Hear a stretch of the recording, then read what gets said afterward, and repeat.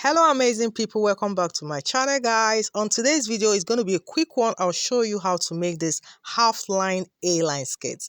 Let's get started guys. So once again I want to say welcome to you guys. Thank you so much friends for always coming back. I appreciate you guys a whole lot. So this is the net lace I'm working with, okay, alongside the plain satin fabric. So what I'm going to do now is to go ahead and lay it on my table. I'm going to be working with the net lace first, then before coming back to the plain fabric. So here I have this, okay, so this is a net lace fabric and it can be a little bit difficult, so you need to be very careful when you are working with it. Just gently pamper this particular one so that you don't have the fabric moving here and there.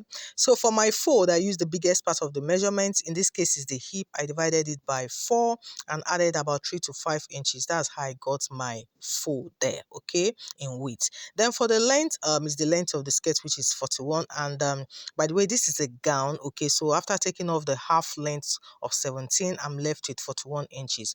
But I'm going ahead to add extra 4 inches to it to make it 45. Why am I doing that? Because I really want it to flow to the length, like the floor length, okay. Of course, this totally depends on what you want. Yeah, so just confirming the full length of the skirt now of from 45 inches. You can see me going ahead to mark that down. Then the next thing I'm marking now is the hip line. So from my waist I'm taking note of the hip line at 9 inches and the new length at 18 inches. The hip at 9, the new at 18.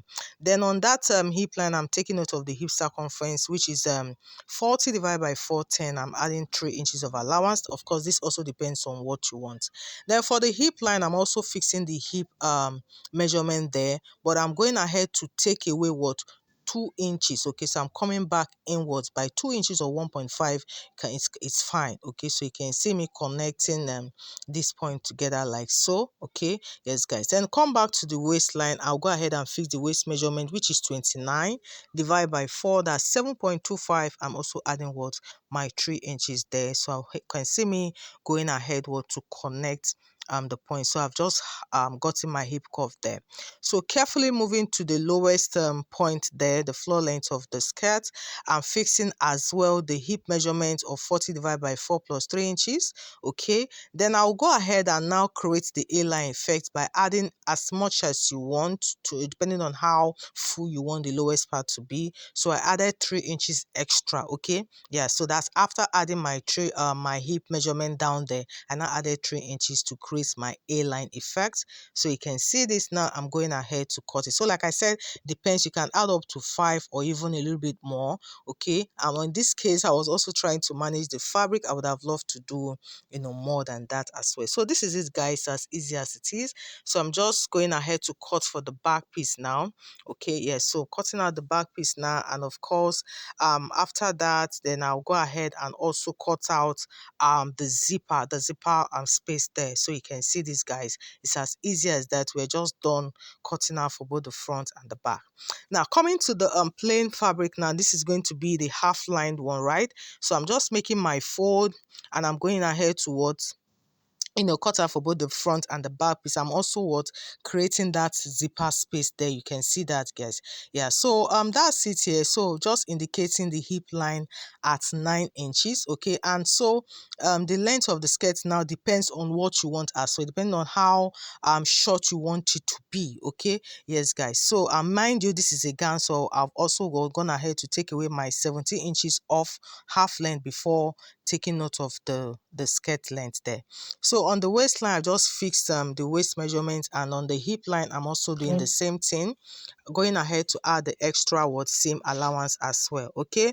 Now on the hip line now I'm going to make it pencil, so I'm fixing in the hip measurement there. Remember 40 divided by 410 plus 3 inches, but because I also want it to be penciled right, I'll go back in by 1.5 inches. You can see me that. So this is just basically it. There's nothing extra here, and honestly we have done several videos on this actually, and I have them all linked up in the description box. You can also go ahead to see some of those videos there. So that's it guys, as easy as that.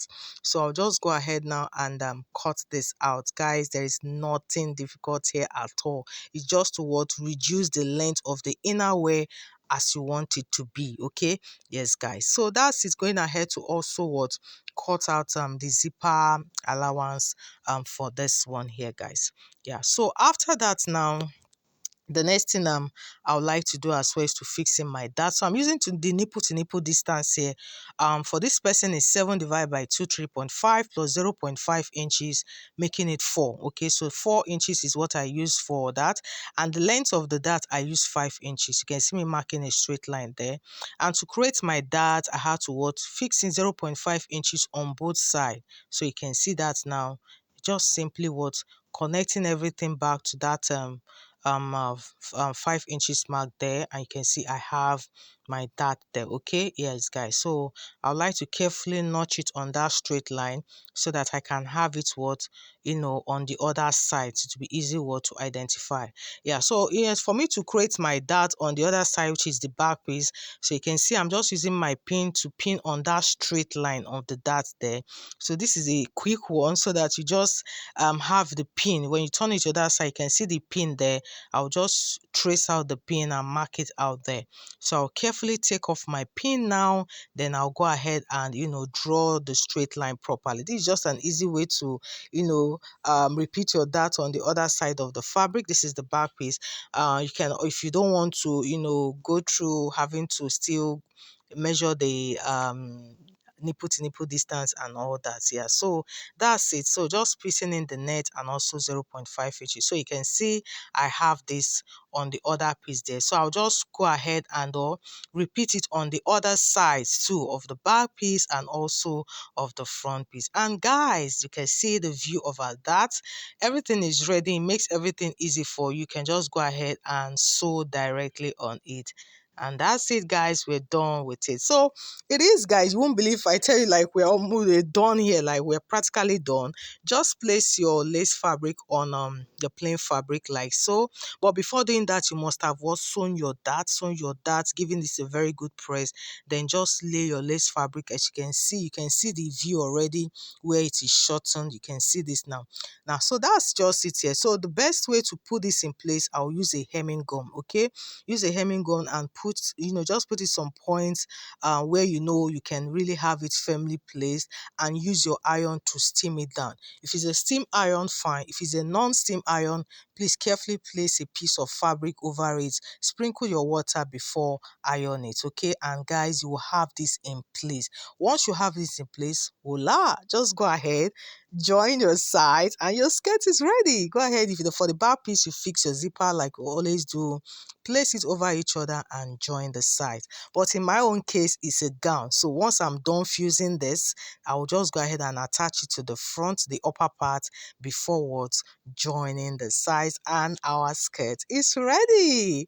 That is it, guys, on how to make this beautiful half-lined A-line skirt. Super easy, guys. Thank you so much, guys. We've come to the end of today's tutorial.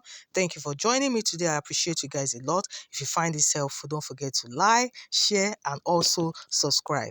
So till I see you on the next video, guys, have a wonderful day. Bye.